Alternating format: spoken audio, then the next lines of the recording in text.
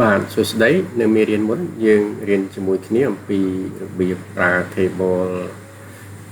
add table calculation ប៉ុន្តែយើងមើលទៅលើមុខងារមួយ function មួយឈ្មោះ running total ដែលមុខងារនេះសង្កត់ធ្ងន់ទៅលើការបូកតួលេខបន្តគ្នាប៉ុន្តែនៅក្នុងមេរៀននេះយើងនឹងមើលទៅលើ add table calculation ដដែលប៉ុន្តែយើងមើលទៅលើមុខងារផ្សេងគ្នាវិញគឺយើងមើលទៅលើ percentage of total គឺភាគរយសរុបណាហើយនេះគឺជាតារាងឧទាហរណ៍ថាយើងចង់មើលពីតំបន់ទាំង4ដែលលក់បាននៅក្នុង quarter ពី1ដល់4នៅក្នុងឆ្នាំ2011ដល់ឆ្នាំ2014នេះគឺជា sale ដែលលក់បាននៅក្នុង quarter ទី1ហើយនេះគឺជាភាគរយបើប្រៀបធៀបទៅនឹង 100% ហើយនេះគឺជា sale ដែលលក់បាននៅក្នុង quarter ទី2ហើយនេះគឺជាភាគរយរបស់វាណាហើយនេះជា sale ដែលលក់បាន quarter ទី3នេះជាភាគរយរបស់វាដែលប្រៀបធៀបទៅនឹង 100% ដែរនេះជា sale នៅក្នុង quarter ទី4ណាដែលលក់បាននេះជាភាគរយដែលលក់បានណាអញ្ចឹងបើសិនជាយើងបូកភាគរយ quarter ទី1ដល់ទី4ទាំង4 region ទៅចូលគ្នាយើងនឹងឃើញថាវាមានតម្លៃ 100% ណាអញ្ចឹងយើងមើលនេះគឺមើលក្នុងរយៈពេល1ឆ្នាំពេញ4 quarter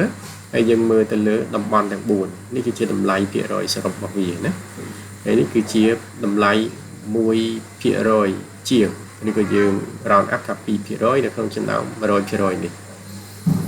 តើយើងធ្វើម៉េចដើម្បីឲ្យអាចរក percentage of total ឃើញគឺការគណនារកភាគរយសរុបតើវានៅត្រង់ណាណាអញ្ចឹងជាដំបូងខ្ញុំបិទវាសិនណាខ្ញុំបិទវាចោលហើយយើងធ្វើសាថ្មីអរគ្នាដើម្បីដឹងថាតើវាត្រូវចាប់ផ្ដើមពីណាទៅណាអញ្ចឹងយើងដឹងច្បាស់ថាយើងចង់មើលការលក់ជានៅក្នុងតំបន់ទាំង4ពី quarter ទី1ទៅដល់ quarter ទី4និងពីឆ្នាំ2011ដល់14អញ្ចឹងឆ្នាំ2011ដល់14វាត្រូវស្ថិតនៅលើជួររ៉ូអញ្ចឹងយើងចាប់យក order date មកដាក់នៅកន្លែង column នេះមកបាទហើយបន្តទៀតយើងអាចមើលតើវាស្ថិតនៅក្នុង discrete ហ្នឹងបាទអញ្ចឹង select យក discrete រួចហើយណាតែបើសិនជាវាបន្ត select យកបងប្អូនទៅ select យកឲ្យបងប្អូនមិនច្បាស់បងប្អូនអាចនឹងចាប់លើ mouse ខាងស្ដាំស្កប់វាចុះអូវាមកវាចេញចេះណាហើយវាប្រាប់ថាបើរើសយក order date ជា continuous រើសយកពណ៌ green បើរើសយក order date ជា discrete រើសយកពណ៌ blue អញ្ចឹងយើងរើសយកពណ៌ blue មកយើងអូខេបាទតារាងនេះវាធំអញ្ចឹងពិបាកមើលអញ្ចឹងយើងដាក់ standard ណាជា standard មកនេះគឺអត់ទាន់ចេញទេយើងជ្រើសយកតែ year ណាអញ្ចឹងយើងមើលទៅយើងយក year មួយណានេះយើងយកបាន year ជាឆ្នាំមិនចាំបាច់មានភ្ជាប់គាត់ទេណាបាទអញ្ចឹងយើងបានជាឆ្នាំហើយបន្តមកទៀតយើងគិតថាយើងចង់ឲ្យបានជួរ row នេះបង្ហាញពី region តំបន់យើងចាប់បណ្ដាក់ row មកលើបង្ហាញតំបន់ទាំង4ហើយបន្តមកទៀតគឺយើងចង់មើលទៅលើ cell ដែលលក់នៅក្នុងពី quarter 1ដល់4អញ្ចឹងយើងចាប់យក order date នឹងម្ដងទៀតមកយើងអាចចាប់ទៅលើ mouse ស្ដាំស្កាប់វាចុះអូវាបដាទៅនេះមកហើយយើងក៏ចង់យក discrete មានថាយើងអត់យកបន្តគ្នាទេហើយយើងរើសយក quarter ណាយើងអូខេមកឥឡូវវាបង្ហាញហើយនេះគឺជា region នេះគឺជា quarter នេះគឺជាឆ្នាំណាប៉ុន្តែវាអត់ទាន់បានបង្ហាញទិន្នន័យនៃ sale ក្នុងរយៈពេល4ឆ្នាំហ្នឹងនៅលើ4 quarter ទេអញ្ចឹងយើងចាប់ sale យកមកដាក់ដដែលមកបាទឥឡូវ sale នេះវាចេញហើយប៉ុន្តែវាមិនមែនចេញជាភាគរយទេវាចេញជាចំនួនដែលលក់បានជាលុយចំនួនណាអញ្ចឹងធ្វើម៉េចឲ្យវាចេញជាភាគរយគឺយើងត្រឡប់មកមើលកន្លែង sale នេះវិញយើងចុចលើសញ្ញានេះមកហើយយើងចុចទៅលើ add table calculation ដដែលបន្ទាប់មកនេះកន្លែង calculation time នេះយើងជ្រើសរើសយកពាក្យថា percentage of total យើងជ្រើសយកហ្នឹងមក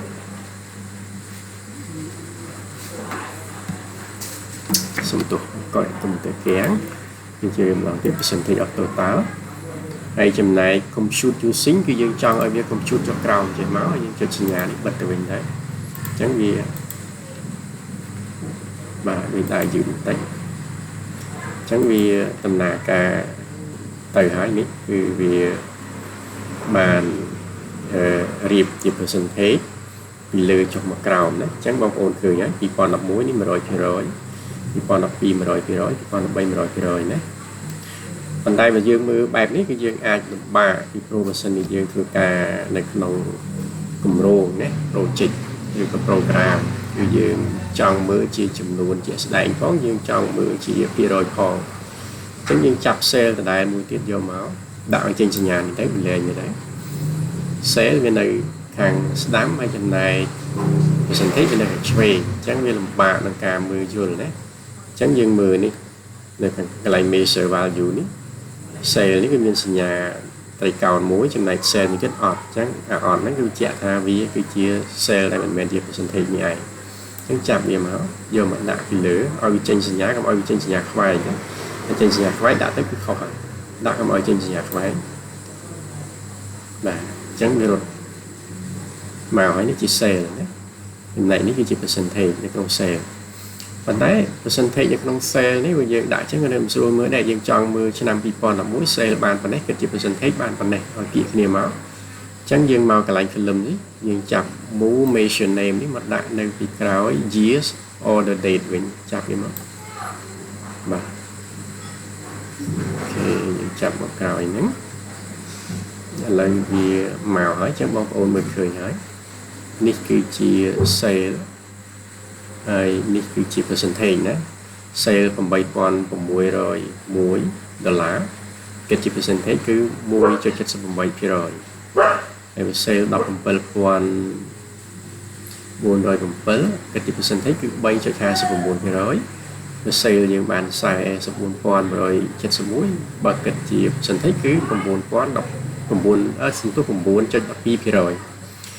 បាទហើយនេះគឺជាតម្លៃ sale សរុបតែវាស្មើនឹង 100%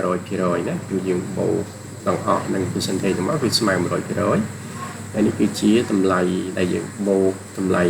លក់ជាសរុបទាំង4តំបន់ពី quarter 9 14នេះគឺជាតម្លៃសរុបទៅត្រង់នេះណាគឺ 484,247 បាទខ្ញុំមានប៉ុណ្ណឹងអរគុណច្រើនជួបគ្នានៅវីដេអូក្រោយទៀតអរគុណ